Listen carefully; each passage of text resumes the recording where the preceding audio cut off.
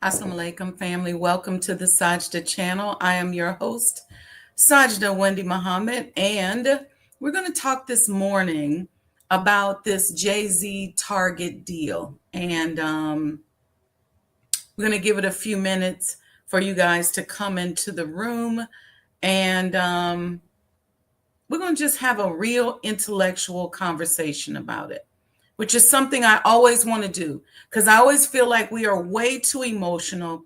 And a lot of us who are thinkers and builders who might be able to add some depth to it, we're oftentimes so scared to say anything because we're so worried about getting discovered or somebody seeing us. We're going to talk more about that when we get back. So be a friend, tell a friend, and we'll be right back in a few on the other side of a few commercials.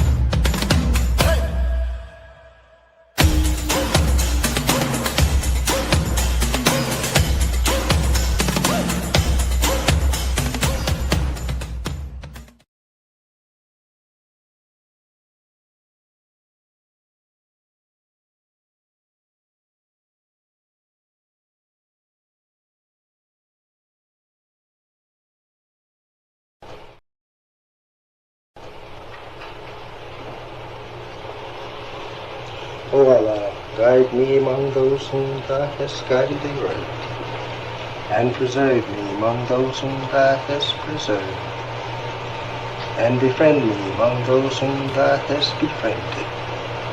Bless me in whatsoever Thou dost grant me, and deliver me from the evil of what Thou hast judged. Surely Thou judgest, and none can judge against Thee, and he whom Thou befriendest is not disgraced.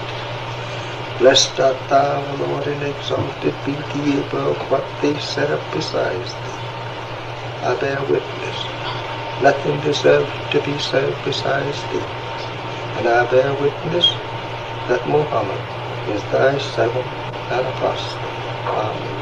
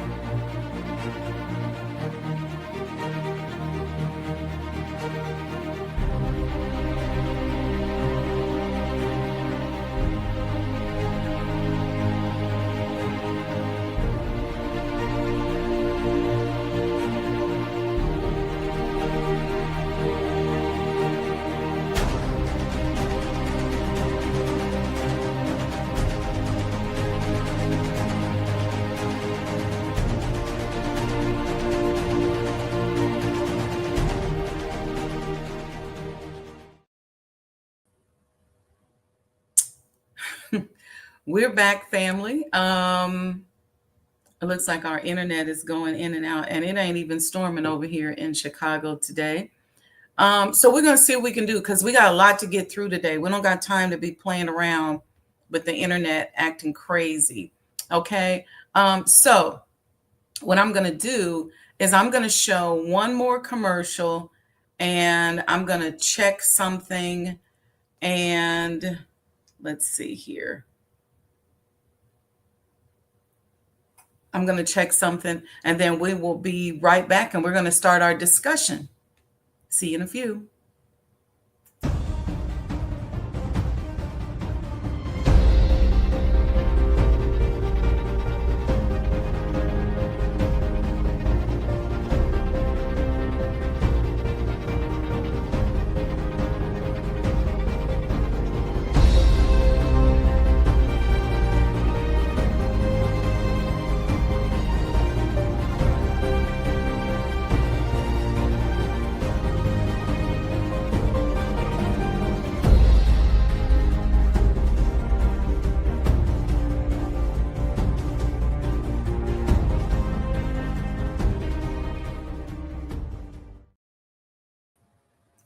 All right, we're back and you're tuned into the Sajdah channel. And we're talking this morning about the Jay-Z and Target case.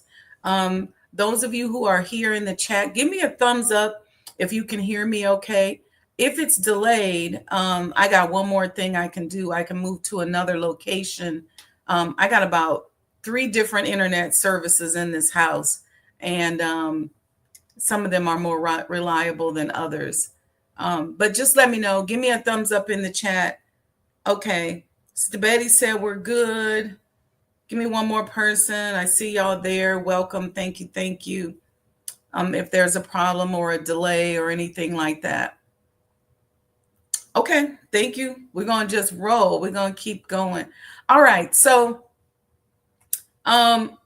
this is going to be another edition of the Art and Science of Business Masterclass series, because when these kind of things pop up, like this Jay-Z Target partnership, and I didn't do a masterclass on the whole boycott, I'm going to start doing masterclasses on this, because for those of us that are builders and thinkers, it is imperative upon us that we realize I got a couple extra windows open here. That may help us. Okay. It's imperative upon us, thank you guys, that we start to think. We got to think deeper than just how we feel. Because I know when I heard about the Jay-Z Target deal, I thought, really? And it became, I had an immediate emotional reaction.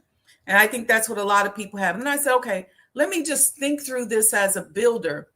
I don't know that it's going to change the optics, because I feel like the optics are a bit abusive. So I don't think it's going to change that, but it does in a sense. Let's see here.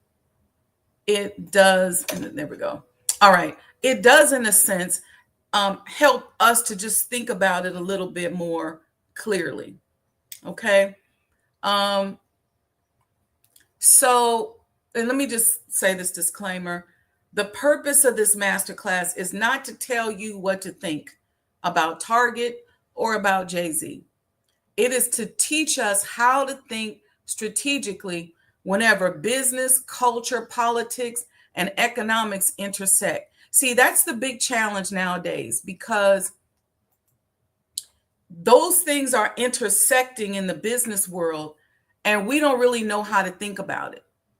Because a lot of us have really gotten into this singular thinking, this binary thinking, and we do exactly what it's designed to do. So when culture and politics and entertainment all start to intersect, especially those of us who are professionals, those of us who have budding businesses, those of us that even have big businesses, those of us who are walking around here with what I call the Motown syndrome, hoping somebody discover us, we're afraid to say anything. We're so scared to say something. Like somehow we see these artists, these stars, the Jay-Z's, the Beyoncé's, and even if it's the president and we're thinking, okay, one day they're gonna, president is not a good example because you're not supposed to have certain slanderous things to say about the government, even though there are levels of free speech. There's a fine balance there, but we'll come back to that. But especially when it comes to entertainment, all of us is waiting to get discovered. We're waiting on that big customer. We think Jay-Z and Beyonce gonna come in our store and buy up everything. We think they're gonna see us on the internet and just be like, hey, I love your stuff. We think that they're gonna pick us to be in some movie or some show or something like that. And 9 times out of 10, that ain't gonna never happen. And that ain't the case. You got a bigger chance of them searching you on the internet and to pop up in their feed and for them to copy off of what it is that you do than you do have to man, this internet is not treating us well today. Okay, this is what we're going to do because this is such an important topic. We are going to close down and come back in 5 minutes. I'm going to be in another location and we're going to see if we can get this thing popping a little bit better, because I don't want you suffering through any of these delays or anything like this. And I want us to be able to chop this up in a manner later that's going to be good for us. So right now it's 6:18. I want you guys to come back at 6:25, and we'll be in another location, and hopefully this will be a little bit better. Okay. I'll see you all in a few. We'll come right back.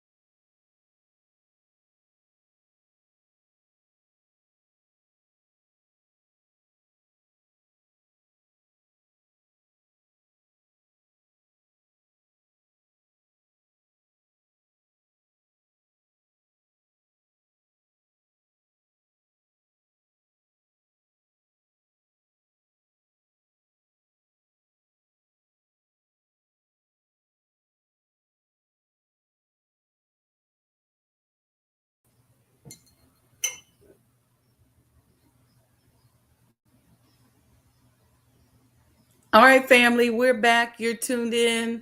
Wa alaikum salam. Thank you, thank you. Thank you for your patience. I had to move around a little bit this morning to find us um, some good services. I have this place hardwired in 3 different areas with internet, and sometimes it still cuts up. But I think this one's going to be a good one. And I think we're going to get some good videos out of this. So we're talking today um, about the Target Jay-Z deal. And we're going to talk about this from a business standpoint and think about it through from a business standpoint. Because it's so interesting because I love talking to people where I can have these kind of conversations with them, because most people just react emotionally. Now, when I heard about it, my initial emotional reaction was that this is a bit abusive and rude to the community. Okay. But I said, let me dissect the business. And then I said, let's do a master class on it. So today, the purpose, like I said, is not to tell you what to think about Target, not to tell you what to think about Jay-Z. Is to help us to begin to think strategically whenever business, culture, politics, and economics intersect. What happens when they intersect is that it excites so many emotions and so many experiences that a lot of us cannot think straight.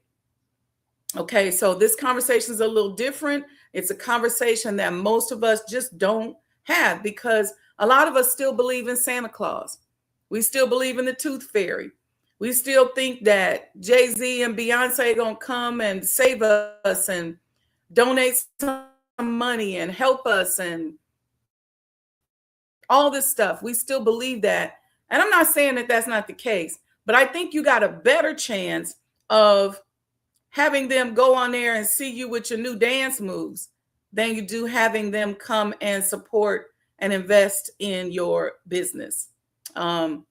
That's a whole nother conversation we'll talk about. But for that reason, though, you still shouldn't be afraid to express your opinion, especially when you got information about it that you can share. So this is not a reaction video. It's not a celebrity commentary video. Okay. Let's see. Got something else here. We're going to shut that down. It's a business masterclass. And y'all know we study business here. And this is where we can learn as builders. We're thinkers, all of that. All right. So if you're not a thinker, you can get off. Now, let me say this. Let me begin also with this. As a young woman, I've always been very biased to the Target brand. I worked at Target in high school over just about every break. Like a holiday break, I worked at Target. My brother and I have so many stories of me going to pick my check up at Target and us just learning how to drive or catching the bus over there. Later, when I was in college, I worked there again, from time to time to make extra money. So I'm a Target girl, okay, or I was. And it was more than a place of employment for me. Like many of you, it just became part of my routine. Wherever I lived, I would always shop there, go grab my stuff there. I like it. Okay. Until recently. All right. Also, with Jay-Z, I followed his career for many years. I did some work on the Hard Knock Life tour. I had the opportunity to observe firsthand the remarkable influence of his brand. And like many, many of you, millions of you, I've watched his evolution from artist to entrepreneur, from entertainer to investor, and from cultural icon to one of the most recognizable business figures in the world. Okay. It's important for us to recognize that the Jay-Z in 2026 is very different from the Jay-Z of 1998. He's no longer the dominant commercial artist of the current streaming era. Okay, so he's not the number one rapper anymore. Artists like Drake, Kendrick Lamar, Travis Scott, and others now actually generate larger streaming audiences and higher monthly listener counts on many other digital platforms.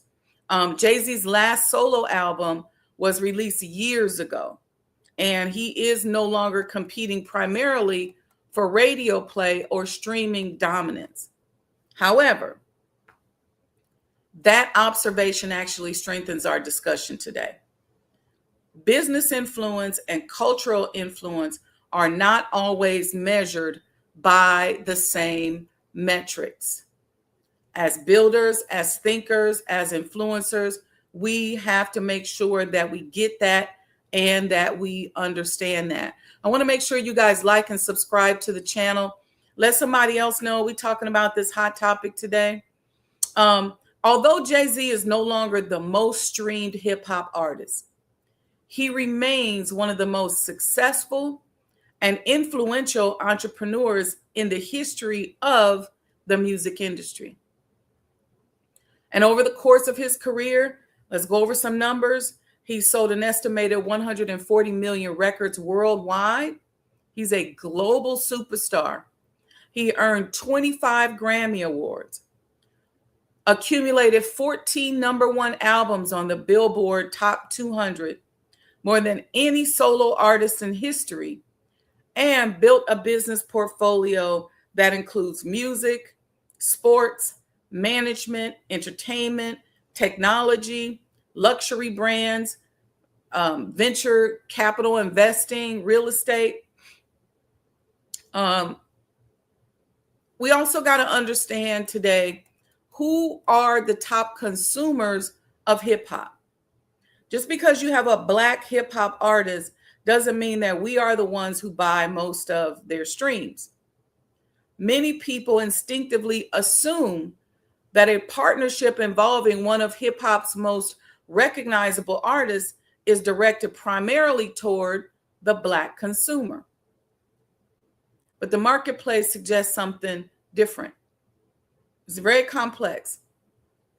See, hip hop has evolved from a distinctly Black cultural movement into one of the world's largest commercial entertainment industries. Okay. There's been a lot of research conducted on this over the years, and it's shown that the majority of hip hop consumers are not Black. It's our culture, but most of the consumers are not Black. The audience includes consumers across racial, ethnic, national, political, and generational lines. And that fact changes how we analyze this strategically as builders and thinkers.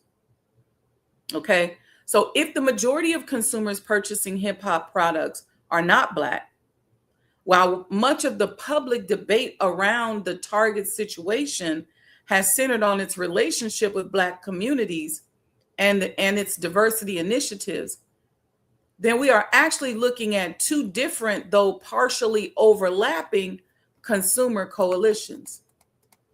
It's an interesting strategy on Target's part. Who is the intended audience for this partnership? Is Target attempting to reconnect with Black consumers? Is it leveraging Jay-Z's global brand to attract a much broader customer base? Is it attempting to accomplish both of them simultaneously? Is it saying the appearance of a partnership with Jay-Z will bring Black consumers back? Or do they care? Are they just saying, look, we just got to cover the gap that we suffered as a result of the boycott?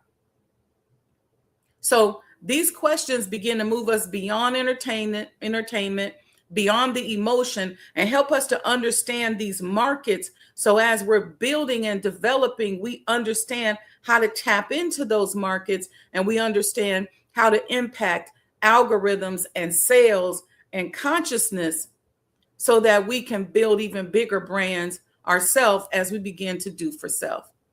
It's not enough nowadays to just go, I created this product, I'm going to throw it out there in the market, and that's it, that's all. You got to understand these multi layers of business and how they intersect with one another and how your competitors are causing them to intersect. Okay, so this is why I think this is such an important case study. Much of the public discussion surrounding the partnership has focused on Jay-Z's personality. Some people are asking whether they support Jay-Z or not. Should they? Some people are getting really emotional. They're dragging his wife, Beyonce, into it. And these are legitimate concerns because I think the optics of it make you say, what are we doing here? What is he doing? Why would he accept this kind of thing? Is this abusive? Is this taking advantage? People are bringing in the NFL situation, and we're going to talk about that. Then we're asking, well, what is Target doing? Are they just trying to sell vinyl records? Probably not. Are they buying attention? Are they really just trying to sell Jay-Z's music? What's the consumer psychology? What's the cultural capital? What's the economic coalition? These are the questions that interest me, and this is what we're going to talk about. Here's the first thing I want to do. Let's break down what happened. I like to start each of these subjects with a quote from me, from my book, The Art and Science of Business. If you don't have it, go to Amazon and grab it. And I quote from the book, "The first responsibility of a strategist is to distinguish facts from assumptions. Before evaluating any business decision, we must first understand the transaction itself." I cannot tell you how many times I'm dealing with people who are very amateur in business. And if I say, hey, you know what? I can't make that meeting. Or, you know what? I got this other project that is going to take up a certain amount of time, so I can't do that. Call me back in 3 months or whatever. And people automatically go into their emotions and create assumptions. And if you're a good strategist, you can't do that. So now let's talk about what happened here. We have to always understand what are the facts. Unfortunately, these questions are always answered by the headlines. But let's dig. The partnership between Jay-Z and Target is interesting. So to some of us, the story is about Reasonable Doubt and the album, which I think is also kind of ironic that it's called Reasonable Doubt. Is it just another celebrity endorsement? Is that all we're talking about? But let's just break it down. All right. So in 1996, Sean Carter, professionally known as Jay-Z, he released an album called Reasonable Doubt, his debut studio album. I don't know how many of y'all remember that. Although the album did not initially achieve massive commercial success, it gradually became recognized as one of the most influential recordings in hip hop history. And over time, Reasonable Doubt evolved from a successful music release into what I would call a cultural landmark for the hip hop community. Now, fast forward 30 years later, the album is still commercially valuable, not because of its music, but because of what it represents. This is just my opinion. So things like, if you're a collector and you're into music, like I'm a big Prince fan, so I have a lot of collectibles and box sets from him. Anniversary editions of albums, they appeal to multiple customer segments. This is a marketing thought simultaneously. So long-term fans will like it because of the nostalgia. Younger audience or younger customers will discover the historically significant work. Collectors will get limited edition products. So collectors will look for them. And then the retailers will benefit from all the consumer attention. And then those that hold the rights to the album will extend the life of their intellectual property. And that's important too. It's an important business principle. So this type of thing affects a number of different revenue streams, for a number of different people and likely multiple revenue streams for Jay-Z. Okay, because things like successful intellectual property can generate value repeatedly across multiple decades when strategic repositioning of the product is done. So it opens it up to new audiences, which can give you a spike in revenue. It can increase sales. Okay. And I think this 30th anniversary of Reasonable Doubt has done all of that. All right. So this is how it appears from what I could find, they structured the deal. To commemorate the anniversary, Jay-Z's organization entered into an exclusive retail arrangement with Target. Okay. And according to what we've been able to find, in the public zeitgeist here, Target is the exclusive retailer for a collector's edition of the anniversary release of Reasonable Doubt. The offer that they're sending out to the public includes an exclusive white vinyl unavailable through competing retailers. So they're going to be the only ones with this white vinyl, white album. And there's going to have special anniversary artwork and collector's packaging. So it's likely going to be really cool looking. And then it's going to include some previously unreleased recordings and some bonus material. You can pre-order it nationally through Target. And there's going to be a huge coordinated marketing campaign around the June 26, 2026 release of the album. So it's coming out 6/26/26. Okay.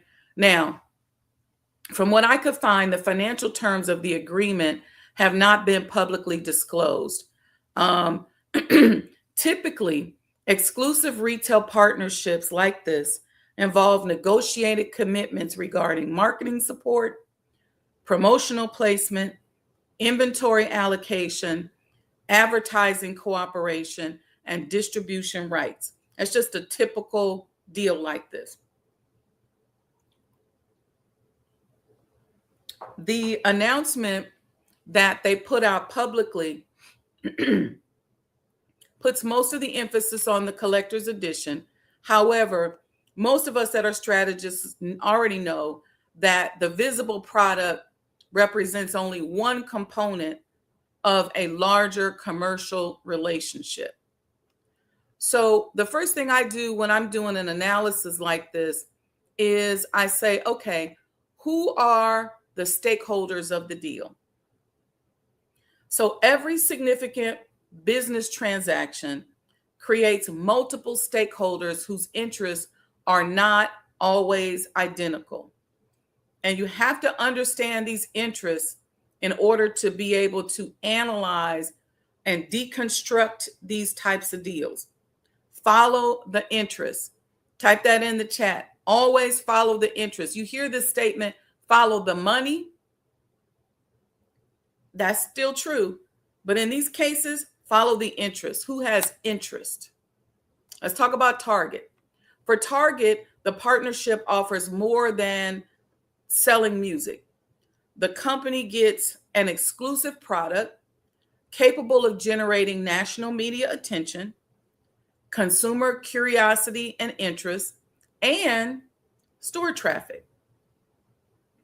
So exclusive merchandise differentiates Target from competing retailers by offering consumers something unavailable elsewhere. So you can't go to Walmart and get it. You can't go to Costco and get it. You'll only be able to get this at Target.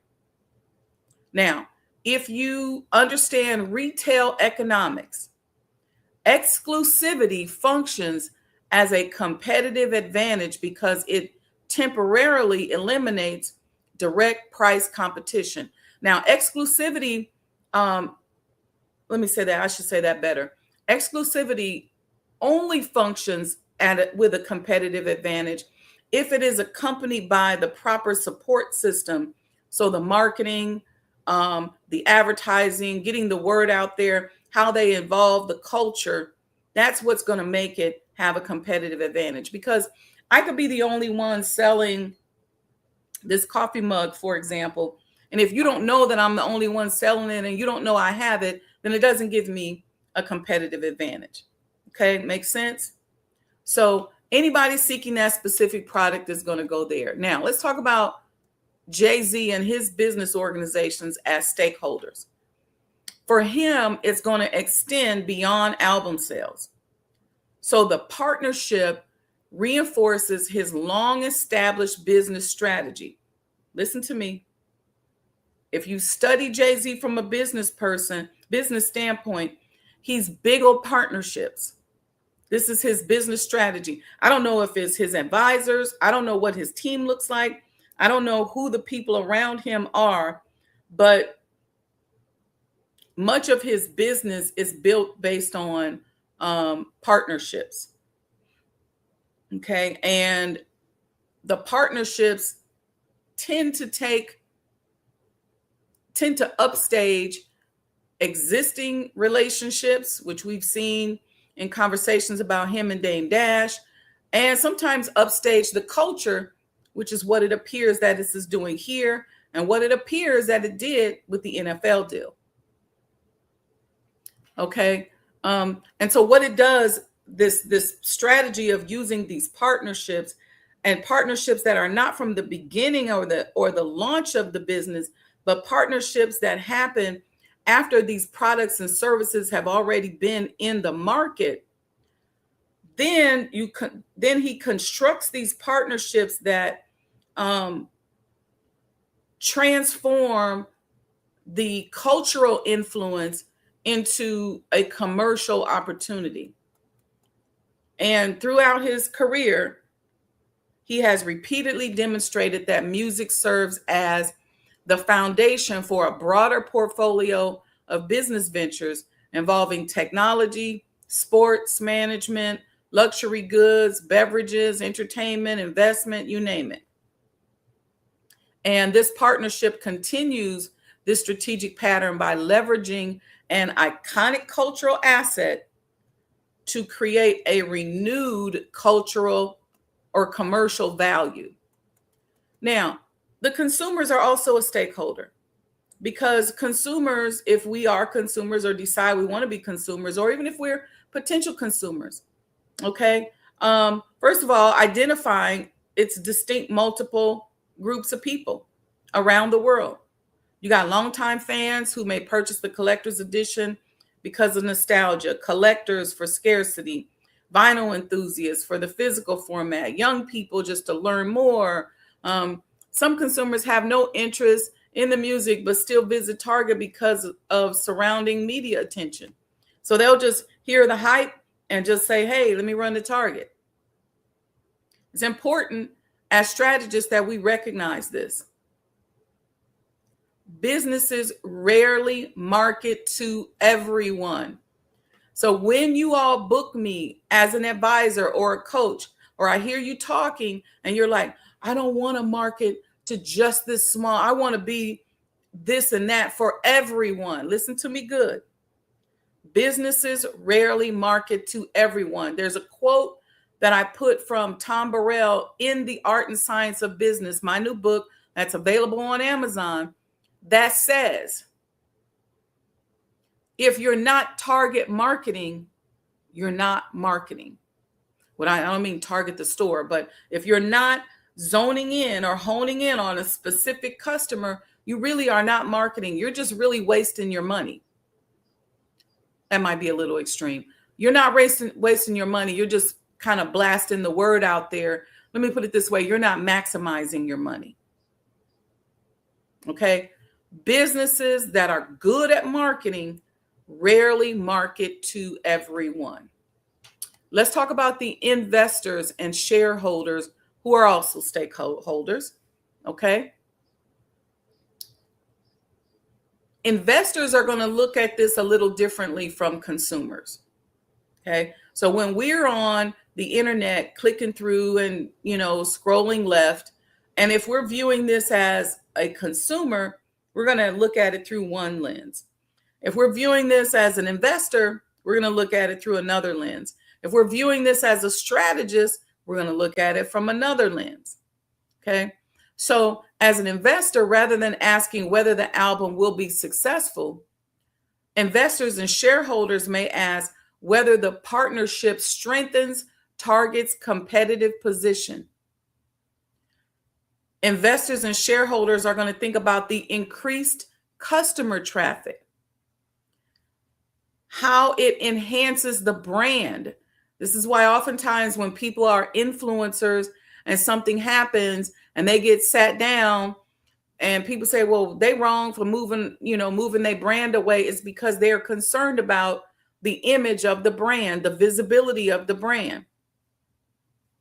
And they're thinking about how this impacts them on a long-term basis. So they're looking short-term and they're looking long-term. Okay. So let's now dig into the strategic intent. One of the most common mistakes made by inexperienced entrepreneurs is evaluating a business transaction solely by the visible product being exchanged. So if I walk into a store and I buy this coaster, this marble coaster, this is not the only thing I should be evaluating. As experienced executives, we begin somewhere else. We start asking questions like, what is the strategic objective of this transaction? What is our strategic objective? See, products, like say this coaster, are tangible. Strategies are structural. And your strategy has to do with the structure of your business or your organization.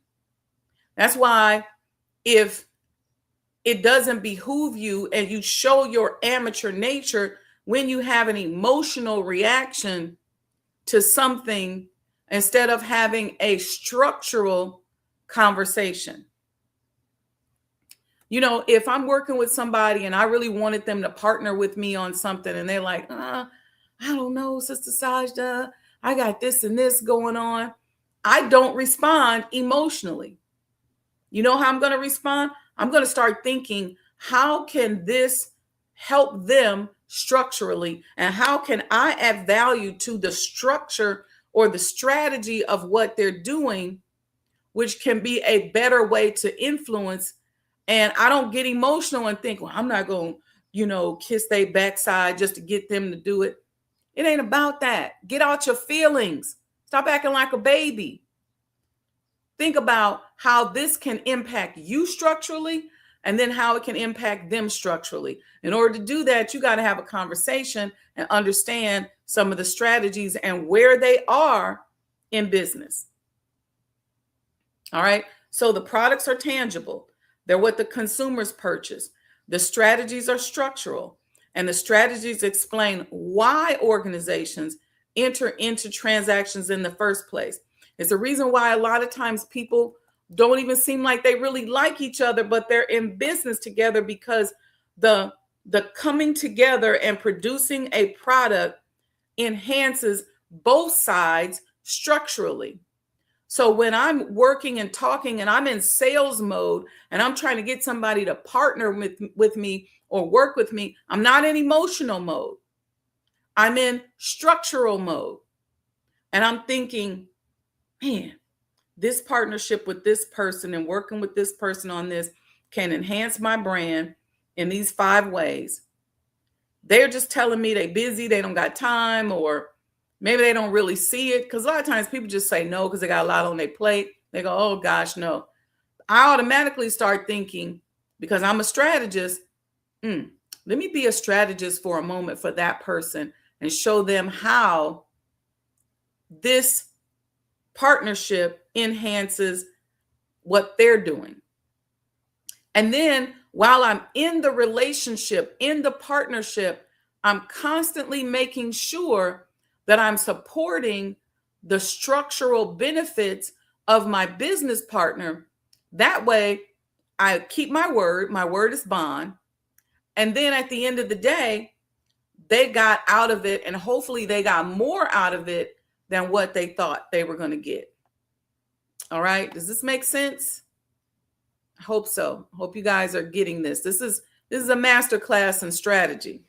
All right. So here we go.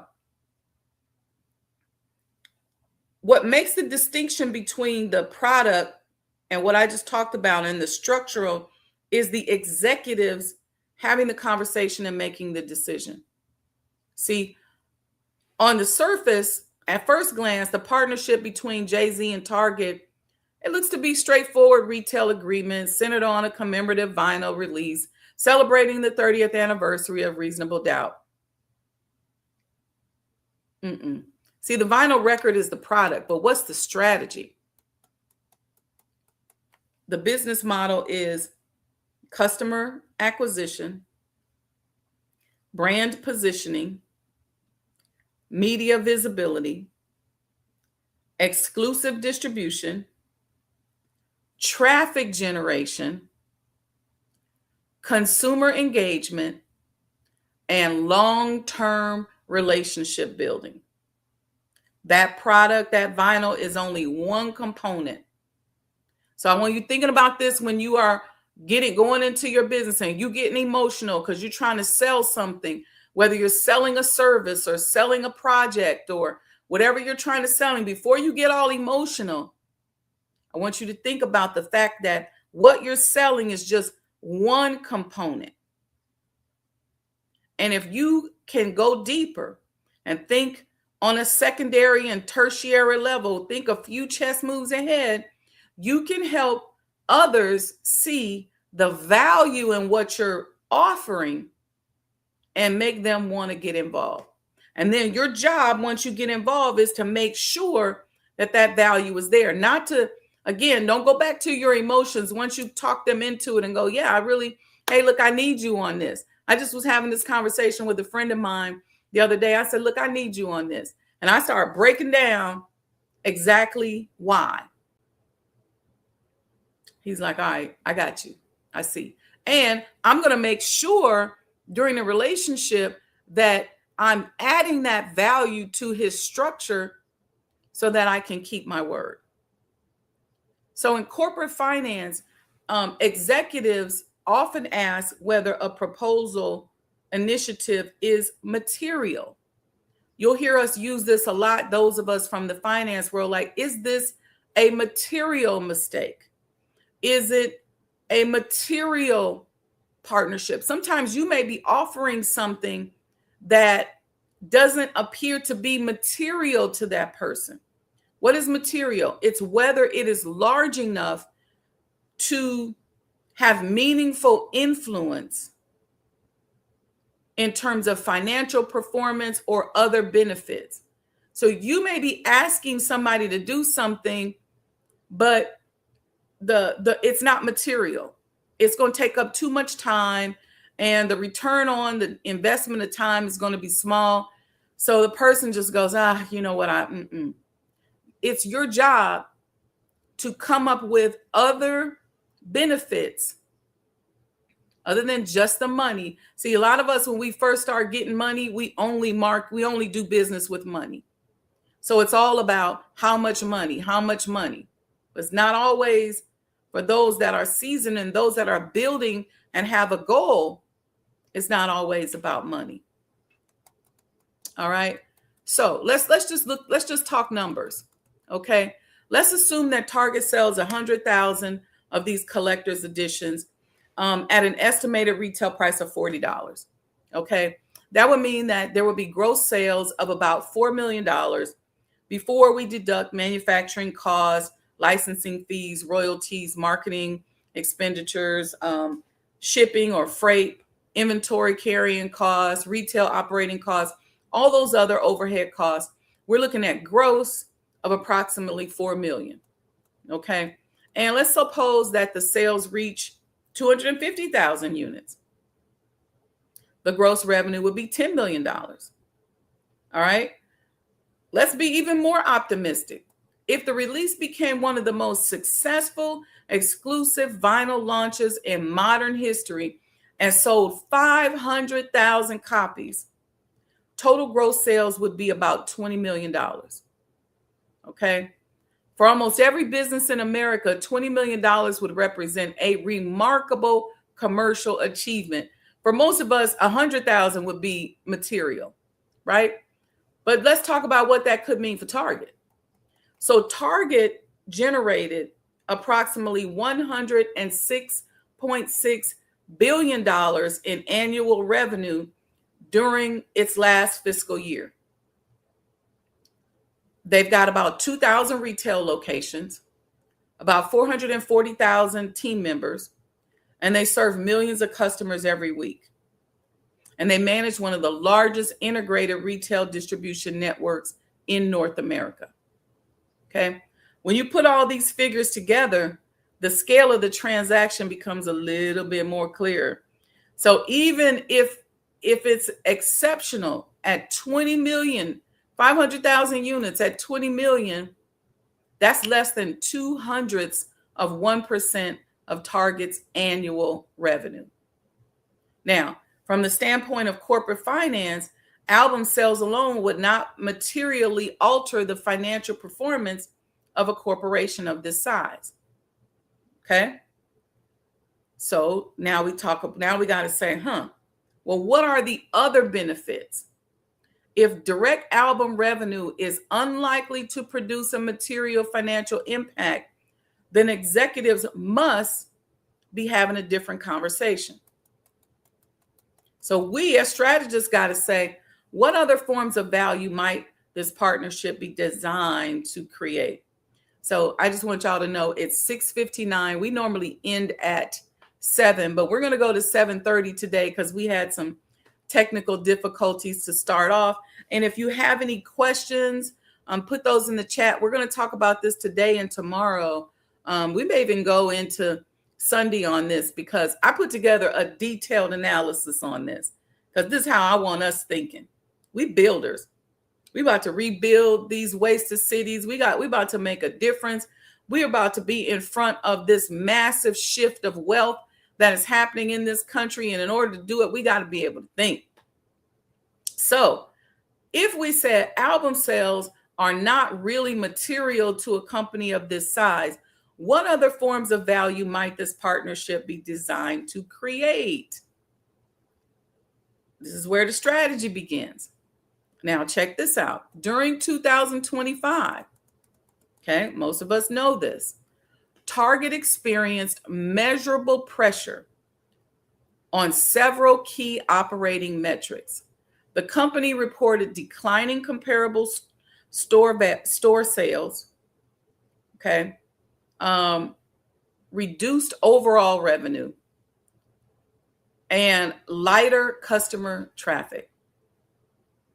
So in its first fiscal quarter of last year, Target reported approximately $23.8 billion in revenue, which is about 2.8% year-over-year decline. So that means that the $23.8 billion was almost 3% less than what they had made during that same time period the year before. When they compared their overall annual sales, they were at that time, gross sales at the time. I think y'all get that. I don't want to go into it. Comparing last year, first fiscal quarter to the year before, they were down about 2.8%. I went and looked at some of these independent retail analytical firms like Placer AI. They also reported the sustained declines in store traffic during portions of the period, with weekly customer visits averaging roughly 6% below prior year levels. Now we're getting into the meat of things. So the traffic is 6% less. The revenue starting to decline. It's almost 3% down.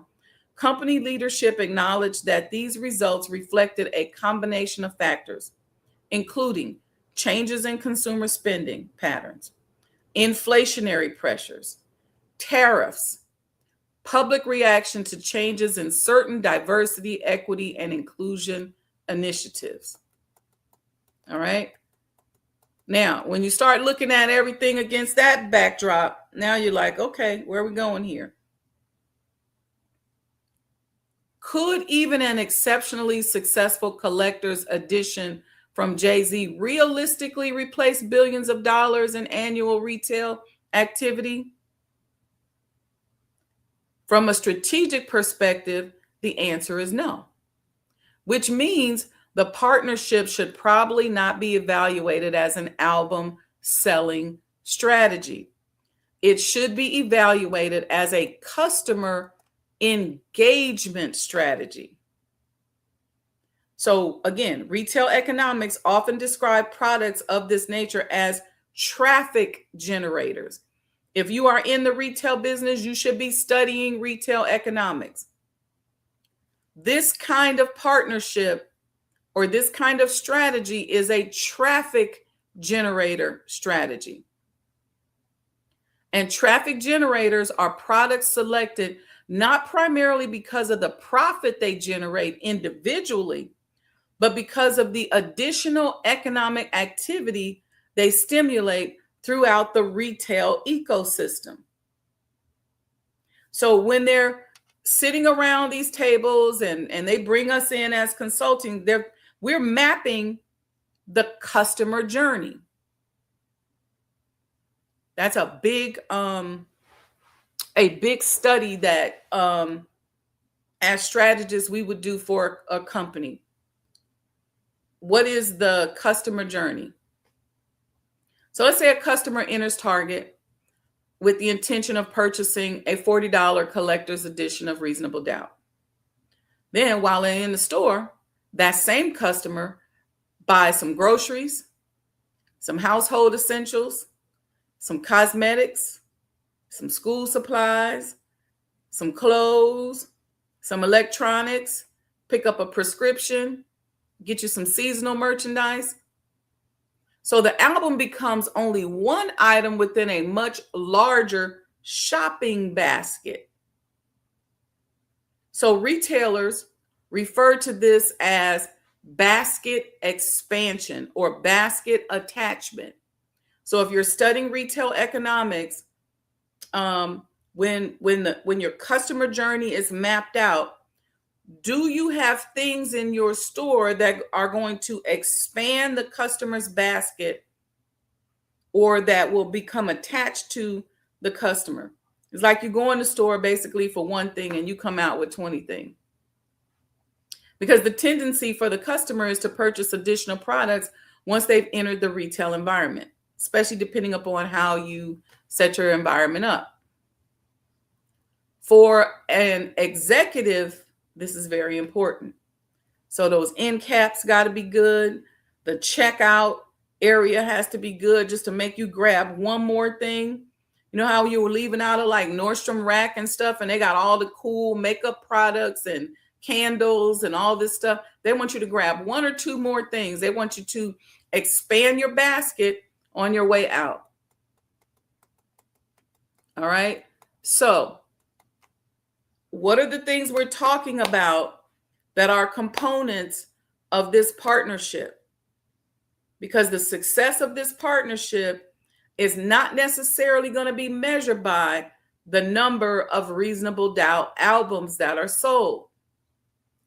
It's going to look at incremental store traffic, digital engagement, an increase in the average basket size,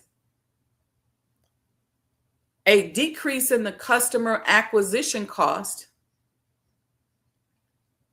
an increase in the customer lifetime value, cross-category purchasing, increased brand sentiment, okay, customer re-engagement, repeat visitation. All of these metrics impact who? The shareholders and the investors. So if I'm having an investment meeting and I'm a CEO and I go sit in front of the shareholders and I give good numbers based on all of these categories, my stock might go up because more people are going to start buying it. It's going to impact how these markets evaluate my stock, because I'm scoring well in all of these areas, not because the retail album sold more, but because the partnership increased the value of these metrics just because I did that one partnership. These are what they call performance indicators. And if you're a retail executive, if you have a store, you have to learn how to examine these things. All right. So look at how we did this analysis. We shifted from how many albums will Target sell to what economic behaviors will this partnership create? Those are different questions. All right. One of the first questions experienced strategists will also ask when evaluating a major corporate initiative is not what happened, what did he do, what's going on. It's why did it happen at this particular moment. It's all about the time and what must be done. See, a lot of us, we're just going through life, surviving and reacting.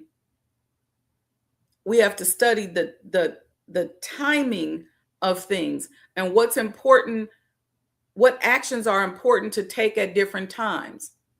I know what kind of life cycles I have in my life.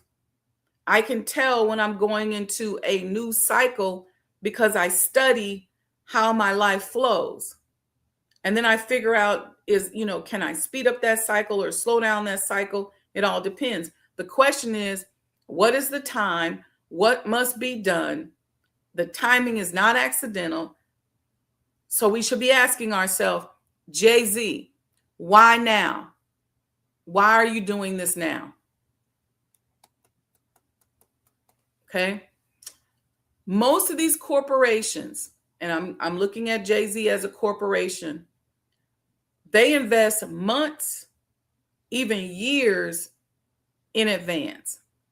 Okay. They plan these product launches. They just don't wake up and go, all right, let's put this album out. It's these significant type of product launches and partnership deals, a lot of times, sometimes, are done months, even years in advance. Things like acquisitions, partnerships, branding campaigns. These decisions are coordinated with marketing calendars, financial reporting periods. So they think about the finances and where the money is, shareholder expectations. Depending on what the expectations are from the shareholders. Are the shareholders getting upset because of the boycott? And do we got to do something? What's happening to our competitive activity? Do we do this off season? Meaning the holiday season is big for retailers.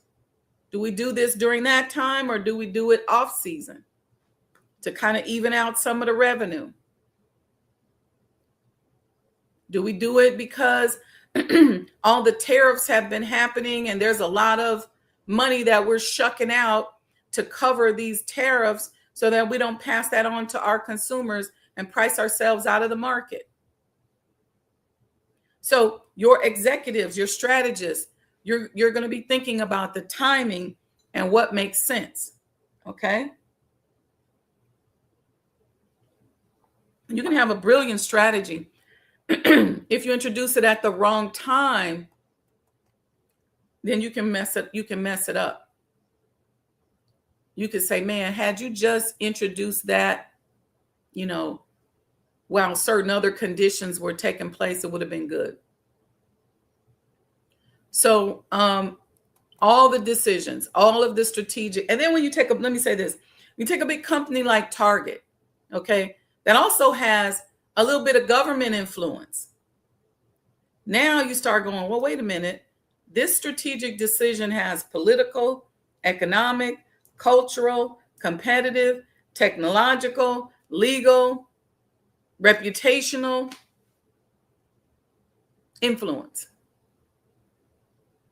Now, this Target Jay-Z partnership emerged during a period in which the company has continued to navigate the aftermath of intense public discussion around its changes to certain diversity, equity, and inclusion initiatives. These decisions prompted significant public debate, organized consumer boycotts, which led to declining foot traffic, and all the independent analytic firms are talking about how it materially impacted Target. Now, the Black community right now is very, things are raw for us right now. We're very sensitive. There's a lot happening. We got our young children being railroaded or murdered. We've always had that, but it's raw right now. We have a racial trickle down impact that it's happening. We got DEI initiatives being taken away, but being packaged as if it's our fault, as if we the ones who benefit from it.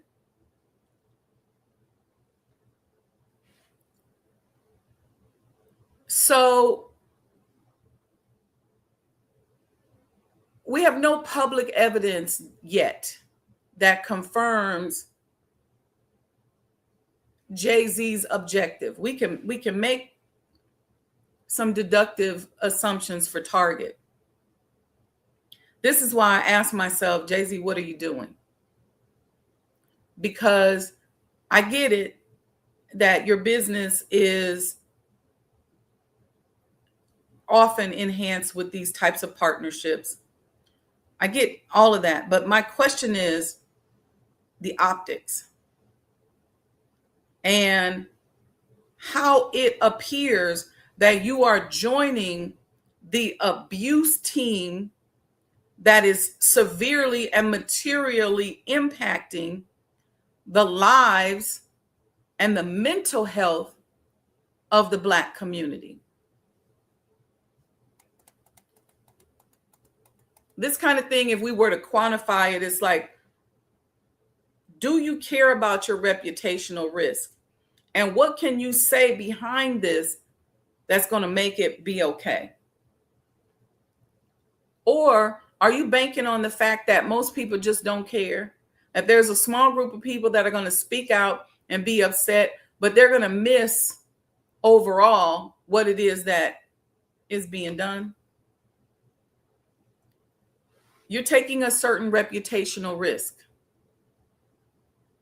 Reputational risk is defined as the possibility that a business decision will be interpreted differently than what management intends. Meaning, you may make a business decision to do this partnership, but now you're impacting how people see you in the community trust, stakeholder relationships, and even your brand equity. Again, and maybe we are all assuming that Jay-Z is a conscious entrepreneur and that we as the Black community is one of his stakeholders. Maybe we're not. Okay. Some consumers may be saying, and you may be banking on some consumers who say, hey, the partnership is just a celebration of one of hip hop's most influential albums. Other people may interpret it as a sophisticated retail strategy designed to increase store traffic and media attention. Then there's others who are just getting the Cliff Note versions from the internet that may ask whether introducing a partnership with one of the most influential Black entrepreneurs in America during a period of continued public debate over Target's relationship with Black consumers creates unintended symbolic problems. So timing, optics. And I question, I think that oftentimes we assume that because this is a Black person, and in many cases, we're fond of them, we look up to them, they're iconic. We're just praying either to be like them or we want them to embrace us. We're assuming that we are one of their stakeholders, or that as they review their stakeholder portfolio, we're assuming that we have a larger or a heavier representation in that portfolio than maybe what we really do. So here's a quote from The Art and Science of Business. It's my book. You can grab it on Amazon. Is that every corporation possesses two balance sheets. One balance sheet records all the financial assets, and the other balance sheet records the public trust. The first is measured in dollars or whatever currency you use, and the second determines how long the first balance sheet can survive. Okay. We got a couple of minutes. We're going to cover a couple more points, and we're going to come back tomorrow and pick up on this. I have a question. Jay-Z, who's advising you? Who was advising the decision? I used to have a desire. I remember saying, man, I worked at Target so much and know so much about Target. Target should just give me a store.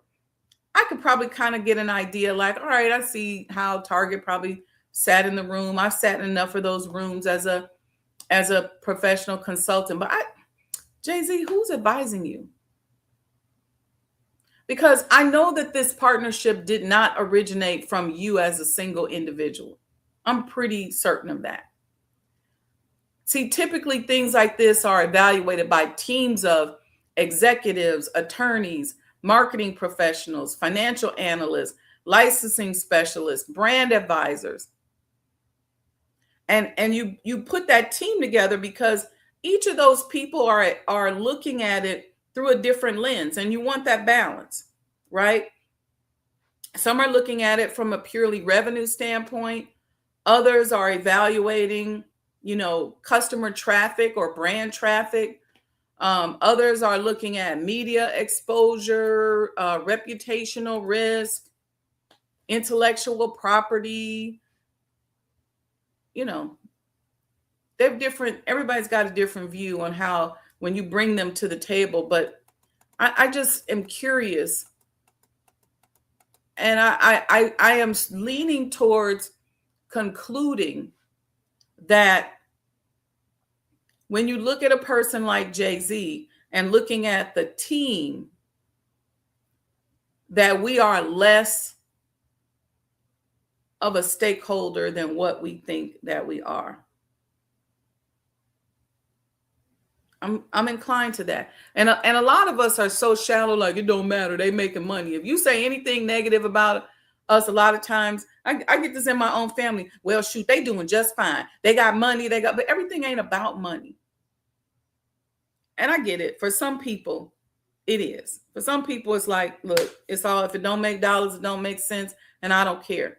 For those of us that are builders and developers and looking to build and create legacies and make an impact, and who believe that blessings are never for one person,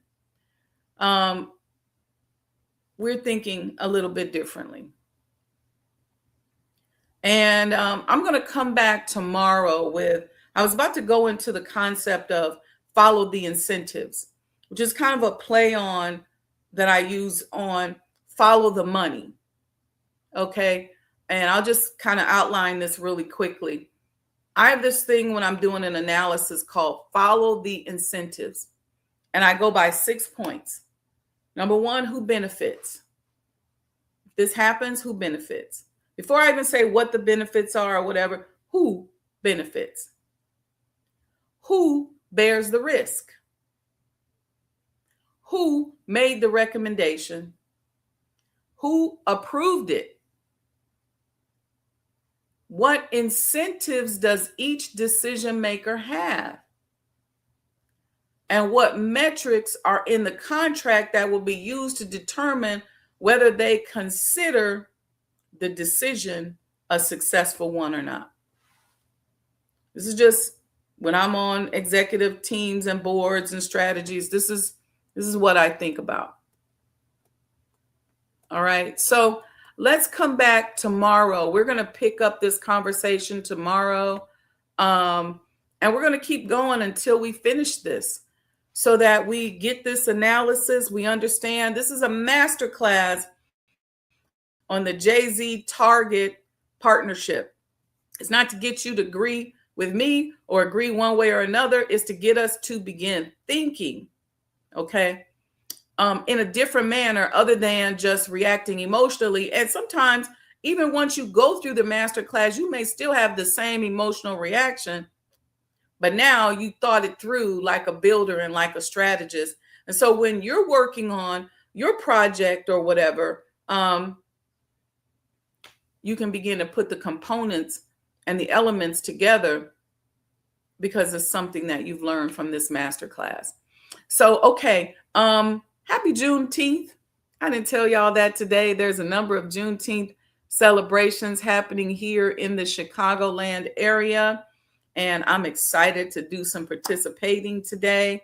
Congratulations to President Barack Obama and Mrs. Michelle Obama, First Lady. They successfully launched the Presidential Center this week, actually. And those of us that were at Sajdah House yesterday, we got to see the president. And so it was very exciting. And hopefully we'll get to see a little bit more of him while he's here. So grateful for that. Those of you who have your commemorative Elijah coins, you are getting these emails about our upcoming event around Mahalia Jackson and the musical tribute to the Honorable Elijah Muhammad that we're going to be doing coming up next month. It is not yet all the way out yet, because what we are doing is just kind of curating the audience, because look, things are so crazy and so dangerous nowadays. I was reading something about these teen takeovers and all of this stuff. And I said, well, we got a huge audience, a huge consumer base. We've got thousands of people in our database here as Chicago citizens and that live in Chicago. And so we are offering it to those people privately as well as to our general database. I don't even like to use the word private because it's not really private. It's public, but it's not like we just put a banner out, if that makes sense. So it's just, it's accessing the public in a different way. Okay. So we're excited about that. Tammy McCann is the artist. She is doing the Mahalia Jackson tribute. It's a musical dedication to the Honorable Elijah Muhammad. Y'all know we try to do these artistic interpretations all the time. We got some other things that we're doing to just really make a mobile business out of uplifting the Honorable Elijah Muhammad that extends globally around the world beyond the home. And we'll be announcing more of that later. I was telling somebody the other day, because they said, I said, when we first started out, there was never the intention to be this huge kind of public iconic thing. But there's a number of things that happened at the beginning of this journey that made it very public. We got some people we're working on getting off of our back, which we're real close to flipping them off of our back very soon. And some people that have just been strategizing against us. And we're going to talk about that this year in 2026, because well, I'm just leave it at that. All right, I cannot wait to share. Okay, because you know why? Because so many of us are impacted by, either we could call it a hidden hand or a hand that we don't want to tell anybody about, either because we're uncomfortable, we're embarrassed, or we're scared. They've dangled something in front of us and we're worried and we're nervous. And so sometimes we have to move a certain way. We got to be a little bit strategic in terms of what it is that we're doing. And for anybody who knows what it's like to take your life from one elevated place to the next elevated place, you have to change some of your habits. You got to flip up. You got to change up. All right. And so that happens as well. So we're going to have that conversation. Tomorrow, we're going to continue with this analysis of the Jay-Z Target relationship. Support the movement. Make sure you like and subscribe. We're trying to get our subscriptions up and our things expanded, because we've got a couple of new shows that we're going to be starting this year that we've been working on. I'm really excited about, and I'm grateful to have developed this amazing database that, and you guys follow, you support, even when the algorithms are acting crazy. And I was on a podcast. I did a podcast, and I think the algorithm said that there was like one person watching. And then I went to an event, and literally everybody there at the event was like, I just saw you. And it's crazy stuff. So never think that nobody sees you when you're out here doing this stuff, whether they see you now or see you later, but they see you. And the numbers are probably much more impactful than what you think. So stay close. Make sure you like and subscribe. Follow. Tell a friend, tell at least a couple of people. I see you all there in the chat. Robert 11X, walaikum salam. Dress code, walaikum salam. The light bearer, yes, walaikum salam. I like that name. Music Kids says, I have an online Cornish hen and greens dish I'm doing. I can get to this thing going. Okay, online Cornish hen and greens dish. I ain't mad at you. If you like Cornish hen and greens, then follow at Music Kids and get you some Cornish hen and greens. Thank you, Brother Lamont. Thank you, Sister Betty. Thank you. And thank you. Thank you, those of you who are still here. All right. So we'll be live tomorrow morning, 6 a.m. Central Time. Happy Juneteenth. Make sure you go out here, grab the book on Amazon. You're going to see more of this type of strategic thinking, analysis, non-emotional stuff. Get out of your feelings. You are not about to get to the billionaire, or most of y'all not even the millionaire status or the hundreds of $1,000 status with all this emotion. Remember to be kind. Be kind to people. It's not cute to be mean and facetious and condescending. It's just not cute. And here's the other thing.